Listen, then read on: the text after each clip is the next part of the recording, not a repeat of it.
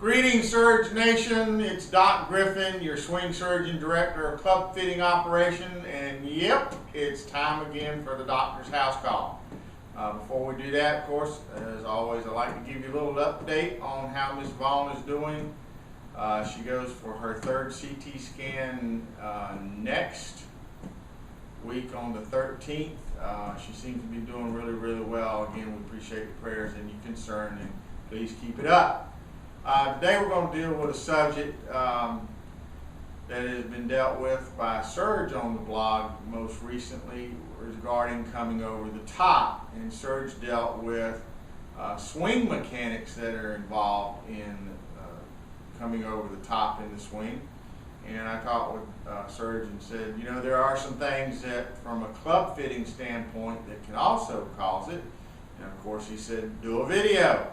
So today we're going to do with the dynamics of a golf club that can also cause the golfer to come over the top.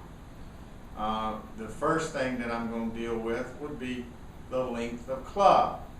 Now, keep in mind, we're talking about the overall length of the club and the arm length of the golfer involved that will cause the over-the-top move. Having a club that's too long with a vertical swinger, and yes, it is more of a problem for the vertical swinger because we're coming up and then back down, whereas the flat swinger or rotational swinger is back laid off and comes around. So theoretically, for that guy that has a flat rotational swing, you could put a club that's 10 feet long in his hand and he could wind up swinging it because he's going to just get flatter and flatter and flatter until the point that he can make contact with the golf ball. But for us being vertical and upright and the club being up here in this position and then dropping and coming from the inside, if the club is too long, we're going to stick it in the ground behind us.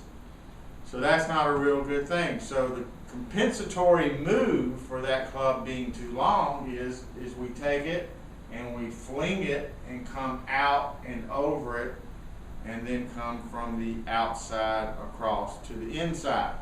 What this is doing is effectively lengthening the arc of the swing, allowing you to play a club that's too long. The second thing, and from a club fitting standpoint, that can cause or facilitate coming over the top is having a club that is overall too light, or having a MOI that's too light, if you will. To equate it to a term that you also familiar with would be having a swing weight that's too light. In other words, when you get up here to the top of your backswing, you have no real idea of where the club is in your swing because it's too light for your strength and feel. And so you get here and you just start throwing it, casting it, and then that's going to result in an over-the-top move. I had a fitting, there's times when I do fittings that I see some very dramatic and quick results. I had a guy, big guy, very strong upper body and big arms. And everything he hit was over the top and a cut. And I got one of my demo fitting clubs that was a bit heavier and had a lot more swing weight, put it in his hands, and in 5 swings, he's no longer coming over the top and hitting cuts. He's coming straight down the pipe and hitting nice straight shots.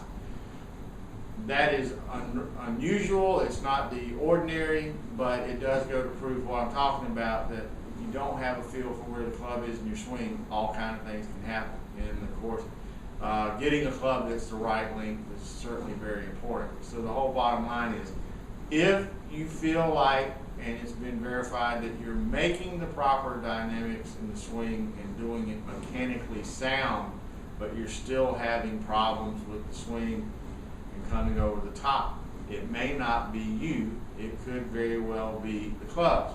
Remember, broken arrows don't fly straight, or crooked arrows don't fly straight. And golf clubs that don't fit, it's hard to play your best golf. So, what do we say? Better golf is just a fit away. Thanks again for your support. Keep it up. We'll look forward to seeing you again on the blog later.